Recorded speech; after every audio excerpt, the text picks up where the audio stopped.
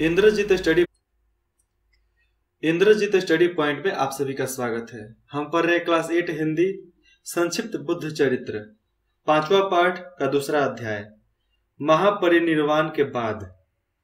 भगवान बुद्ध के निर्वाण प्राप्त करने के बाद सारा संसार ऐसा लगने लगा जैसे बिना चंद्रमा के आकाश,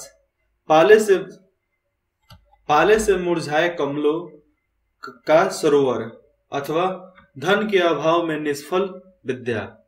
जैसे उनके निर्वाण प्राप्त कर लेने के बाद ऐसा लग रहा था कि बिना चंद्रमा का आकाश है, और जिस तरह मुरझा कर पड़े हुए रहते हैं, कमल मुरझा गए हैं सरोवर में, अब बिना धन का अभाव हो गया है, निष्फल विद्या। निर्वाण का समाचार सुनकर आकाश से देवतागण भी उनके प्रति अपनी श्रद्धा प्रकट करने लगे। उनमें से एक ने कहा, ओह, यह सारा संसार नश्वर है, जहां मृत्यु के लिए जन्म होता है और जन्म के लिए मृत्यु होता है। जो जन्म और मृत्यु दोनों से मुक्त है वही भगवान है। देखो, ज्ञान की ज्वाला तथा यश रूपी ज्योति को आज काल ने सदा के लिए शांत कर दिया। जो ये ज्वालामुखी यश था उसे आज काल ने शांत कर दिया। किसी मुनि श्रेष्ठ ने अपनी श्रद्धांजलि देते हुए कहा, यह संसार असार है, अनोखा है, यहाँ सभी कुछ नश्वर है। जो सारे लोग का गुरु था वह भी आज कालवहिल हो गया। जो सारे लोगों का गुरु था, मतलब इस धरती का गुरु था, वह भी आज काल में चला गया, काल में समा गया, काल कौलित हो गया। अंधकार में डूबे लोगों को देखकर निरुद्ध ने कहा, अनिरुद्ध जो उनका शिष्य था, निरुद्ध कहा, इस लोक की गति कैसी विचित्र है। तथागत ने दुख मुक्त होकर तपस्या की, आलस्य मुक्ति होकर धर्म आचरण किया, लोभ मुक्त होकर योग अभ्यास किया, और अब मोह मुक्त होकर इस शरीर का भी त्याग कर दिया।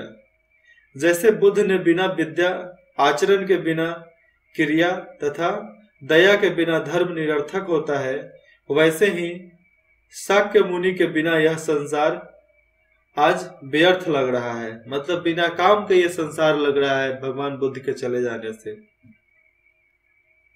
भगवान बुद्ध के निर्वाण के समाचार जैसे ही मल्लों ने सुना, वे भी रोते हुए वहां दौड़ते चले आए और विलाप करने लगे। फिर मल्लों ने मिलकर महामुनि के शव को स्वर्ण में सुंदर शिविका में स्थापित किया, और जो आज भी बुद्ध गया में जो सोने का मूर्ति है उसी के अंदर उनकी शरीर को रखा गया है, स्थापित किया। अनेकों प्रकार के विविध प्रकार के सुगंधित फूल मालाओं से भक्तिपूर्ण पूजा की। शिविक को श्वेत कपड़े से ढका और चादर डालते हुए उसे अपने कंधे पर उठा लिया, और उनके शव को कपड़े से ढका, चादर डालते हुए उन्हें अपने कंधे पर उठा लिया। कौन? मल्लों ने। भक्ति पूर्वक भगवान बुद्ध की शव शिविका को वे नगर के मध्य भाग में ले आए। फिर वे नगर के नाग द्वार से बाहर निकले और हिरण्यवती नदी को पार किया। उन्होंने मुकुट, चैत्य के पास चंदन, अगरू तथा वलकल आदि से चिता बनाई है। वलकल से अगरू तथा वलकल आदि से उन्होंने चिता बनाई थी जलाने के लिए, और उस पर महामुनि के शव को रख दिया। दीपक जलाकर मल्लों ने चिता में आग दी, और दीपक जलाकर मल्लो नगरी था वहां पे, उन्होंने आग दी, परंतु बार बार प्रयत्न करने का पर भी चिता में आग नहीं लगी। भगवान बुद्ध का प्रिय शिष्य कास्य अभी मार्ग में ही था। उसी के अभाव में चिता में आग नहीं लग पा रही थी।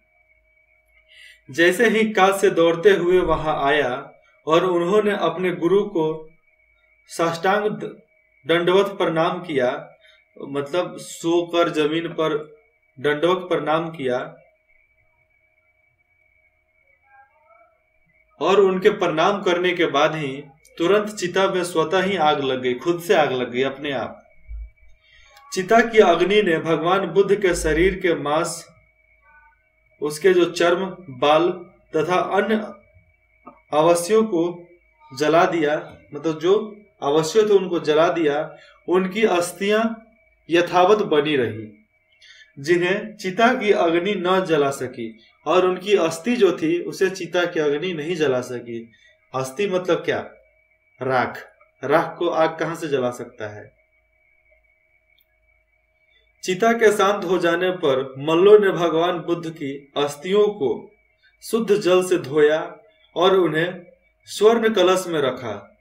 उसे अपने नगर के मध्य में ले गए। लोगों ने महामुनि की प्रशंसा में स्तोत्र गाए और उनके प्रशंसा में स्तोत्र गाए गए। किसी ने कहा, इस घट में वे धातु है जिसका है अस्थियां। इस घट में धातु है, उपस्थित है, स्थापित है, जिन्हें चिता की अग्नि नहीं जला सकी। किसी ने कहा, ये अस्थियां मंगलमय है, अमूल्य है, हम इन्हें यहाँ स्थापित कर रहे हैं जिससे संसार को शांति प्राप्त हो। और इनके अग्नि से जो बचा था राख, उसको इकट्ठा करके उसको एकत्रित रख दिया गया, उसको स्थापित कर दिया गया कहीं, कि शांति का प्रतीक बन जाए वो। देखो ये स्वर्ण कलश में उसको रखा जा रहा है। मिट्टी का कलश लग रहा है लेकिन उस समय स्वर्ण कलश था ये।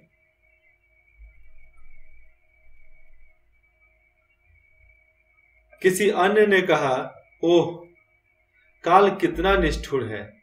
किसी अन्य ने कहा, ओह काल कितना निष्ठुर है, इसने महामुनि को भी नहीं छोड़ा, जिसके धर्म और यश के सारा चराचर जगत चमत्कृत था, और जिसके चमत्कार से सारा चराचर जगत इनसे मिलना चाहता था, इनकी पूजा करता था। इनको भी काल ने नहीं छोड़ा। बाद में मल्लों ने अस्थि कलश के लिए अत्यंत सुंदर पूजा भवन का निर्माण करवाया और उसमें अस्थि कलश स्थापित किया। कुछ समय तक मल्लों ने भगवान बुद्ध के अस्थि कलश की विधिवत पूजा अर्चना की, परंतु धीरे धीरे पड़ोसी राज्यों से दूत आने लगे और भगवान बुद्ध की अस्थियों को मांगने लगे। एक दिन 7 पड़ोसी राज्यों के दूत आए और उन्होंने अस्थियां मांगी, परंतु भगवान बुद्ध की अस्थियों के लिए मन में अत्यंत श्रद्धा होने तथा अपने बल पर अभिमान होने के कारण मल्लों ने भगवान बुद्ध की अस्थियां देने से मना कर दिया और वे लड़ने की तैयारी करने लगे। दूत लौट गए। उन्होंने सारी बातें अपने अपने राजाओं से कही।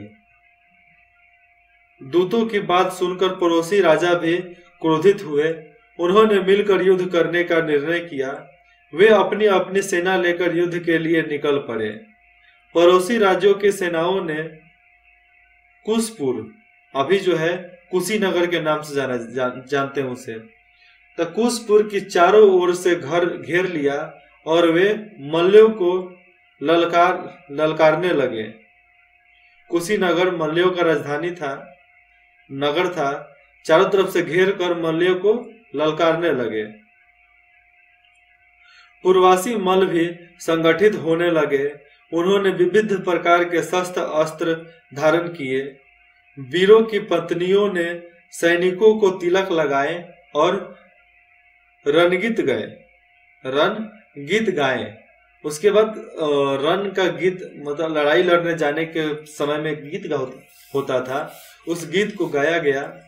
सभी सैनिक सिंहों पर सवार होकर सिंहों मतलब अपने घोड़े और हाथियों पर सवार होकर गरजने लगे और शंख बजाने लगे। और गीत गाने का मतलब क्या हो गया?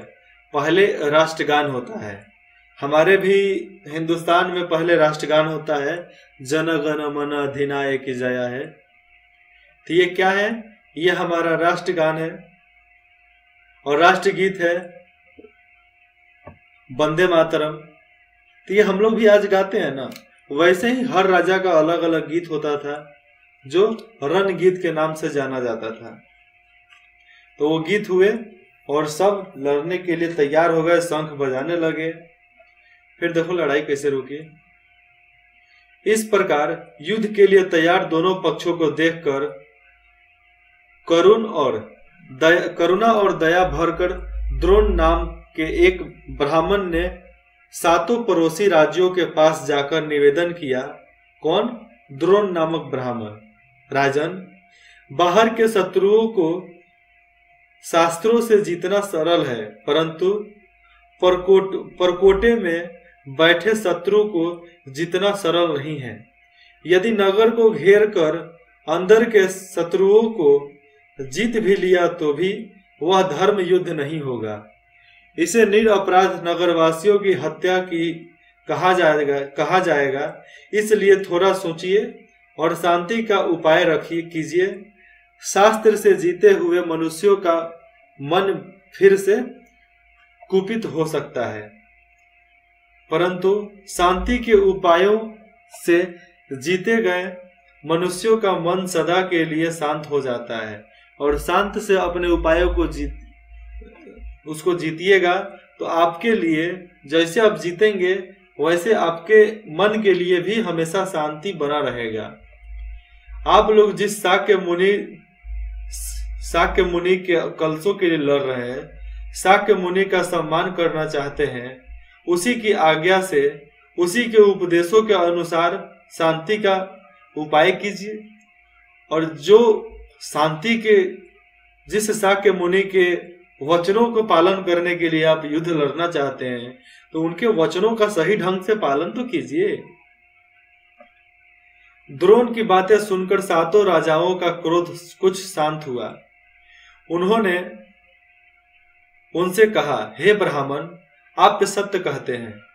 हम लोगों की धर्म में प्रेम में पूरी आस्था है, परंतु हमें अपने बल पर भी पूरा विश्वास है। हमने शाक्य मुनि के अतिशय भक्ति के कारण ही शास्त्र ग्रहण किया है। हम तो शाक्य मुनि की पूजा के लिए ही लड़ रहे हैं। यदि यह कार्य बिना युद्ध हो जाए तो हमें कोई विरोध नहीं है।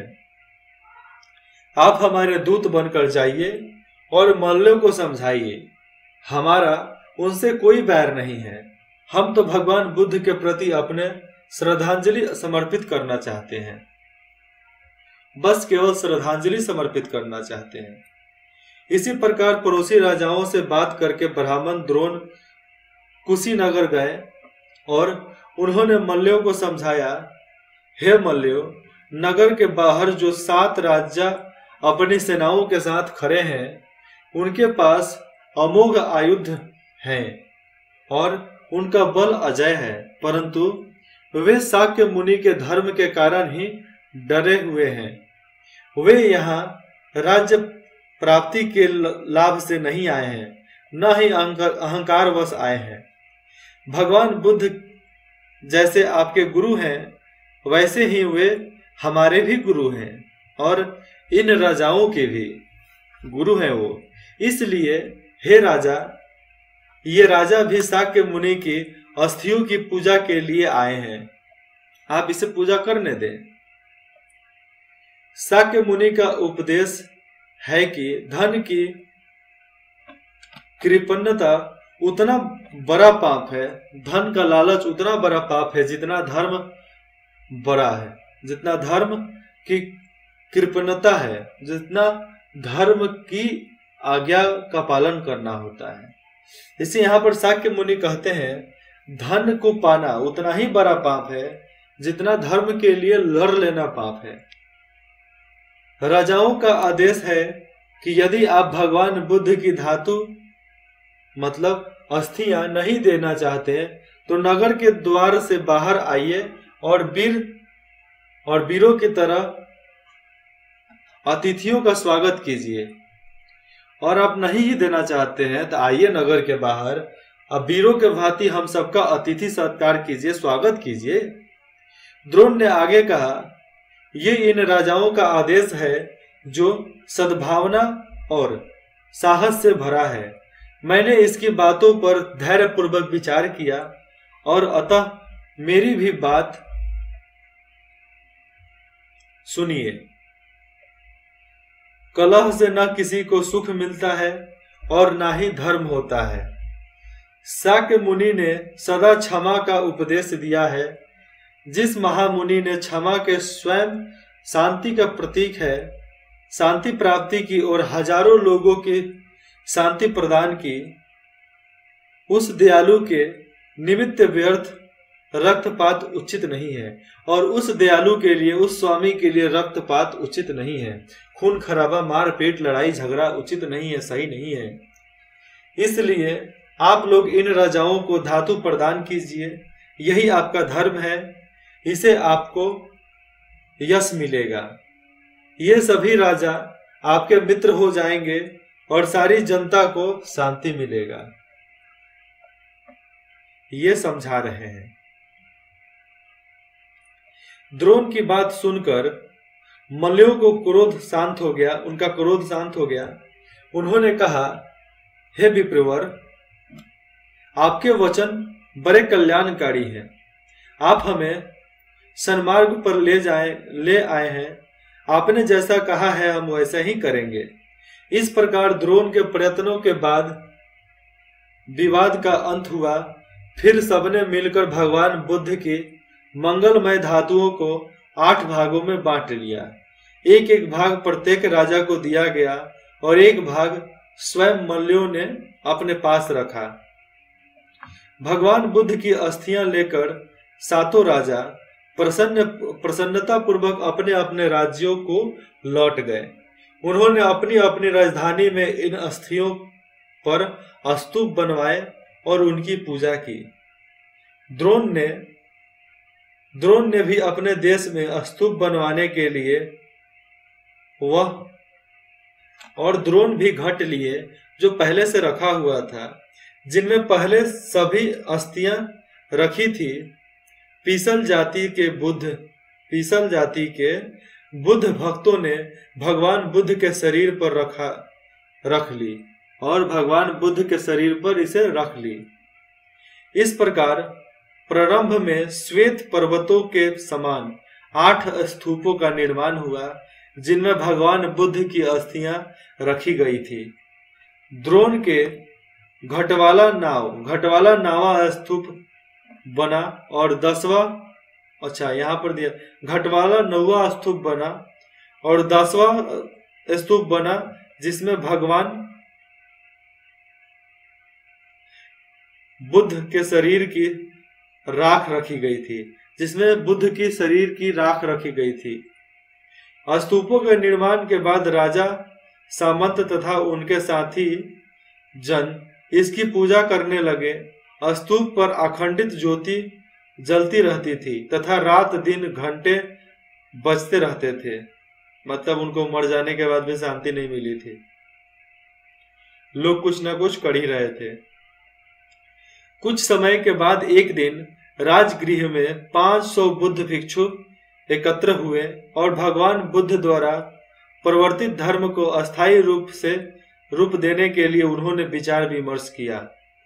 सभी भिक्षुओं ने मिलकर भगवान बुद्ध के उपदेशों का संग्रह करने का निर्णय लिया कि हम इसे अब लिखेंगे।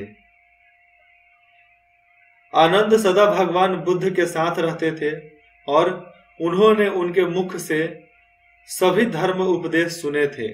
इसलिए सभी भिक्षुओं ने आनंद से निवेदन किया कि संसार के कल्याण के लिए वे सभी धर्म उपदेश को दोहराएं। आनंद ने एवं में सुतम मैंने ऐसा सुना है।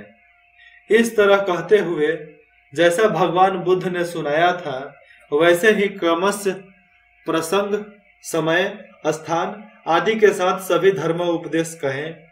इस प्रकार अनंत तथा दूसरे वरिष्ठ भिक्षुओं ने भगवान बुद्ध के धर्मशास्त्र का स्वरूप निश्चित किया और वैसे ही इनका लिखा गया था बुद्ध चरित्र, जिसके बारे में हम पढ़ रहे हैं। कालांतर में देवानाम प्रियदर्शी का जन्म हुआ। उसने जनहित के लिए बहुत से स्तूपों का निर्माण करवाया। इसके कारण वह चंड अशोक धर्मराज अशोक कहलाने लगा और धर्मराज अशोक कहलाने लगा स्तूप बनवा कर। उसने धातु गर्भित स्तूपों से धातु लेकर अनेक भाग किए और उन्हें सैकड़ों स्तूपों में स्थापित कर दिया और जितने भी कलश में स्तूप रखे गए थे उन सब को लिया और थोड़े थोड़े कर सैकड़ों स्तूपों में बदल दिया। और देश भर क्या विश्व भर में हजारों स्तूप इसलिए बने हैं क्योंकि उन सब में उनकी राख रखी गई है, अस्थियां रखी गई है। ये देखो ऐसे ही स्तूप जहां गोल गोल दिखते हैं वही बुद्ध स्तूप होता है। ठीक है, इसमें भी दिया गया स्तूप को जब तक जन्म है तब तक दुख है, इसलिए पुनर्जन्म से मुक्ति के समान कोई सुख नहीं है। इसलिए और कौन उतना पूजा हो सकता है जितना कि वह उन्होंने जन्म, जरा, व्याधि और मृत्यु से स्वयं मुक्त होकर सारे संसार को मुक्ति का मार्ग दिखाया है और सारे संसार को इन्होंने मुक्ति का मार्ग दिखाया। खुद मुक्त हुए और दूसरों को भी मुक्ति के रास्ते पर ले गए। प्रश्न, अब देखते हैं प्रश्न। यहां से पाठ खत्म हो गया। प्रश्न 1, मार ने बुद्ध को क्या याद दिलाया? उत्तर में बुद्ध ने क्या कहा? ऊपर दिए गए सबसे ऊपर हेडलाइन में मिलेगा। आनंद कौन था? उसे क्या जानकर आघात लगा? क्या जानने के बाद उसे एक घाव सा लगा, आघात लगा, चोट लगा।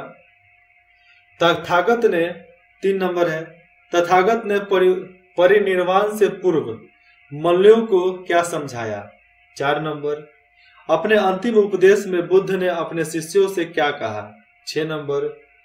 मल्लों और पड़ोसी राजाओं के बीच युद्ध की संभावना क्यों उत्पन्न हो गई? यह संघर्ष कैसे टाला गया? 6, भगवान बुद्ध के उपदेशों को संग्रह करने का भार किसे सौंपा गया और क्यों सौंपा गया? और यहाँ पे ये चैप्टर खत्म होता है। फिर मिलते हैं किसी दूसरे बुक में, क्योंकि ये चैप्टर के साथ यहाँ पे ये बुक भी समाप्त होता है, हिंदी का संक्षिप्त बुद्ध चरित्र। आशा करता हूँ कि इससे एग्जाम में क्वेश्चन पूछे जाएं जिसका आप सटीकता से सही जवाब दे सको। और इंद्रजीत स्टडी पॉइंट में जुड़ने के लिए इंद्रजीत स्टडी पॉइंट के टीम की तरफ से आप सभी को धन्यवाद।